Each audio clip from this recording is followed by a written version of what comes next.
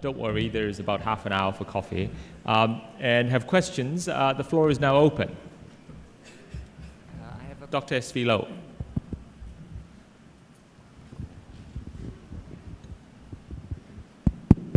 Okay, thank you very much to the three speakers for their very informative presentation. I have a question for Lord Darzi, and wonder if you could share your thoughts on how primary care could ease the burden of hospital systems, particularly during winter surge. I think in Hong Kong or even in the United or globally, when temperature drops, particularly in winter times, the hospital systems is clogged up with patients. And I just wonder how primary care can help to prevent the flood of the patients into hospital during winter surge. Sure. May I just say, I think it needs to be within the context of primary and community services. Primary care on its own is not going to achieve that goal.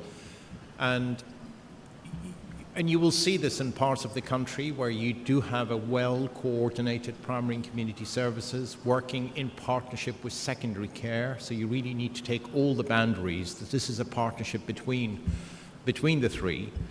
Then the opportunities of ensuring that knowing your population, as I explained, risk stratifying your population, knowing that you've got your flu immunization, you achieved your local target in relation to that, knowing who are on your risk registry in terms of patients with COPD, knowing and working not just across health but also with the local authorities when it comes to bad weather, snow, for example. How do you prevent falls on the street, reducing traumas and fractures? You do see a significant impact, but it's not, there's a perception out there, even by secondary care, that this is something that primary and community services could do. You really need to bring the whole local health economy working with councils and others in having a very clear winter strategy if you're going to really have an impact. It is in the best interest of all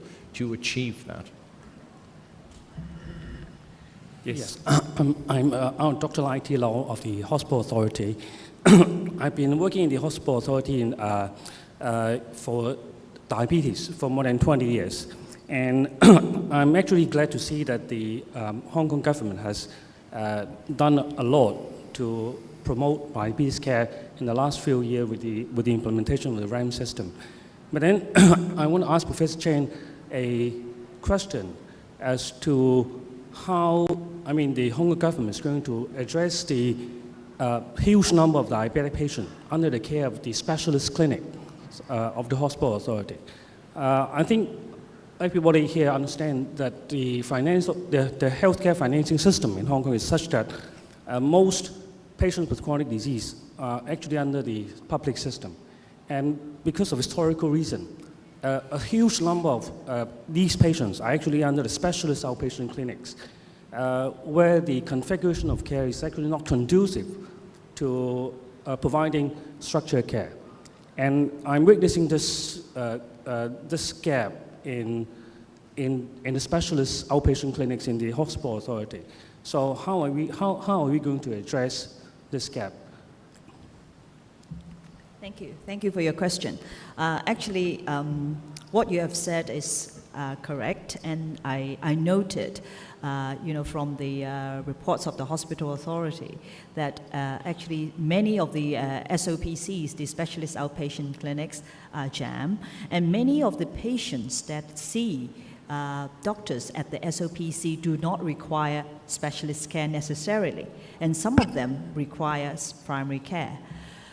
But because of the pressure, of the Hospital Authority, not only in the waiting time of SOPCs or in, procedures, it also have a long waiting time for the, or a limited quota for the primary care for their GOPCs. So therefore, these patients cannot be downloaded, to the GOPCs because of the lack of quota and also the increasing demand, by the public.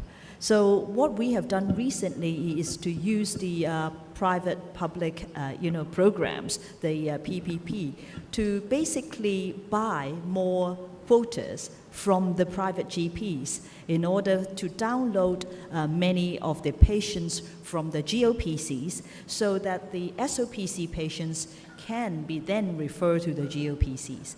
So I think these are quite welcoming by many of the people, both the professionals as well as the people in Hong Kong, as well as the patients of the hospital authority. So I'm sure the hospital authority will continue to evaluate this program and hopefully to expand these programs so that to ease the problem that you have highlighted earlier.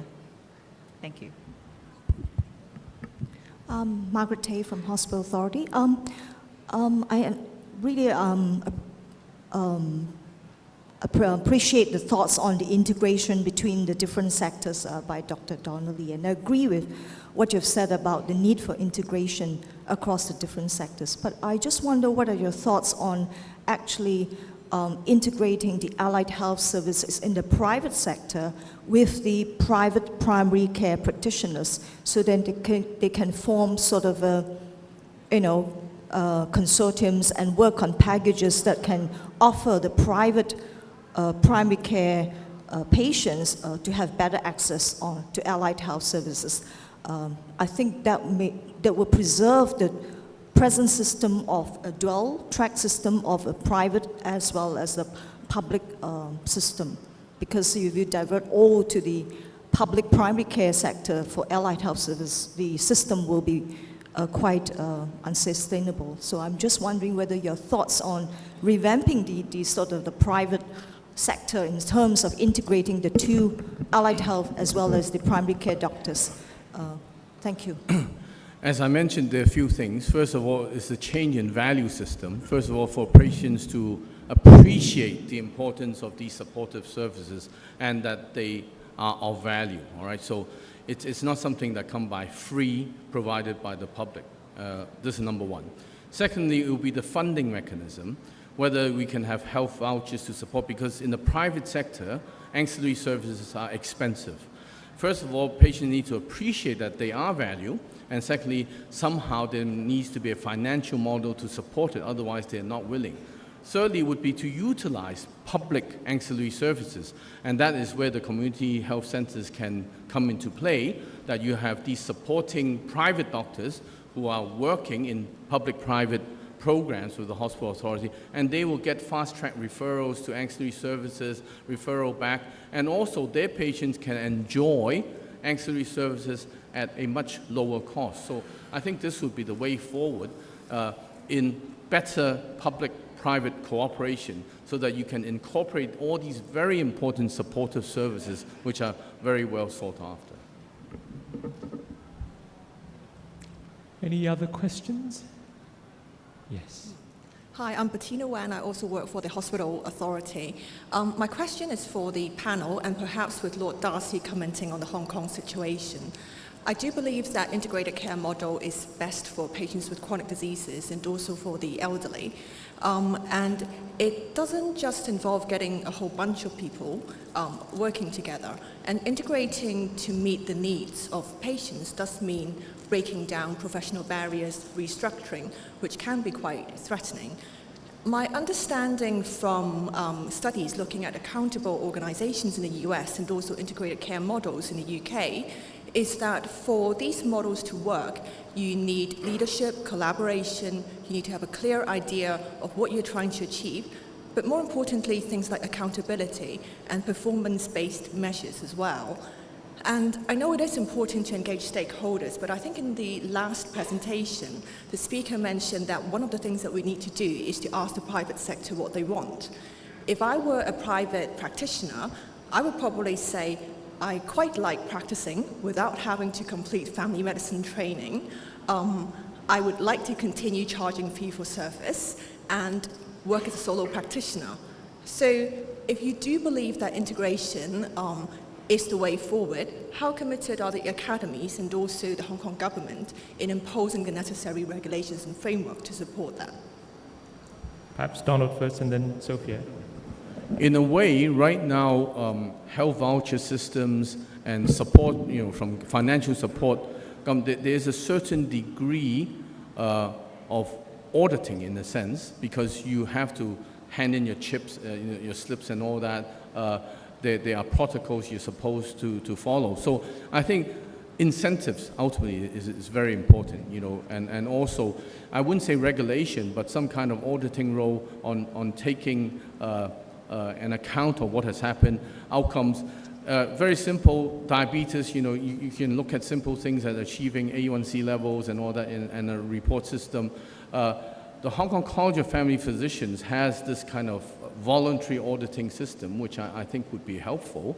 Everything can start by voluntary, and also getting some kind of certification of quality, of management, of certain chronic disease. All these would be a start. But I think ultimately, if you're having additional funding, then you can put requirements on participation in the program, and in that way, you can sort of not regulate, but at least have the practitioners follow certain protocols that you would like. Thank you. Thank you for your question. I can't agree more with Donald's note on incentives. We have lots of capacity in the private sector, and the private GPs told us that. So they are very happy to work on programs or PPP programs that we can, first of all, through these programs, hopefully, as Donald said, change the mindset and get the public and the private people to work together, first of all.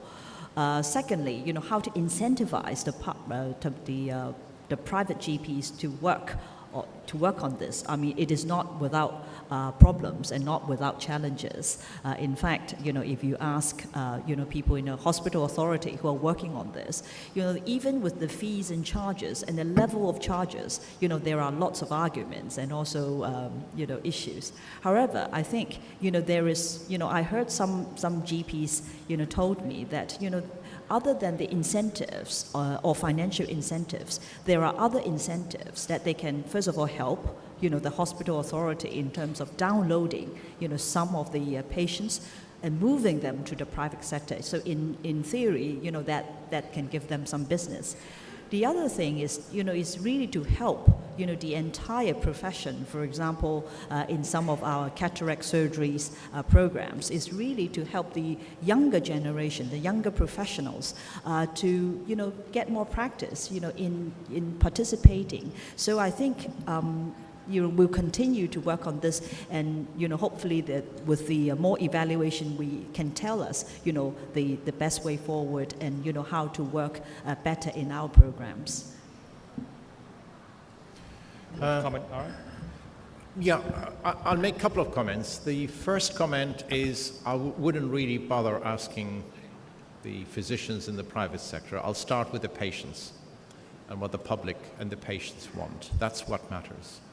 I think secondly, I couldn't agree more. This idea that the public sector will take over the private sector is structural. That doesn't work. Maybe I forgot to mention that most of primary care in the UK, actually, the practices are owned by the physicians. They are private practitioners. But what they have is a contract with the government that is acting on behalf of the patients. And that's really what the issue is. So I don't think this idea that even the Soviet Union have given up the fact of nationalizing the private sector, so that's not the business you should be in. There's an issue about, you need to triangulate price, cost, and value. That is very extremely important, because some of the figures you shared were so, you don't know where you stand, whether it's the private sector charging this, the public sector. I'm sure the figure is in between something in there. There is a cost to what people do. I think it's important to really look at what is the value generated out of that cost, We know what that is usually in the public sector because we have a very transparent system. You do know if you have a hip replacement, what is the value generated out of that. It's very difficult to measure that in other sectors. And there's obviously a price because ultimately the private sector is there to make a profit margin.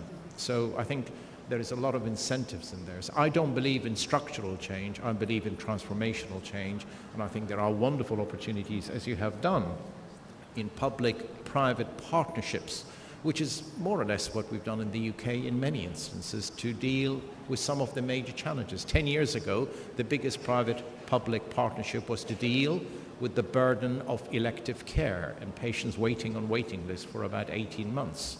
And that public-private partnership led to a significant impact on the cost and the price because the private sector had something called spot pricing, which is about 3-4 times of what the private sector was charging to the insured population. So coming up with reasonable deals in between.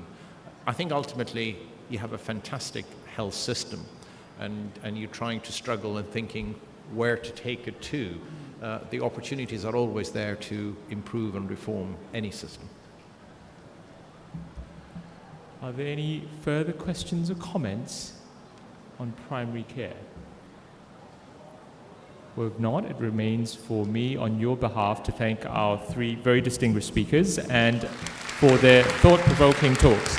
I think we all need a caffeine boost. Please be back in whichever room you wish to be in 20 minutes. Thank you.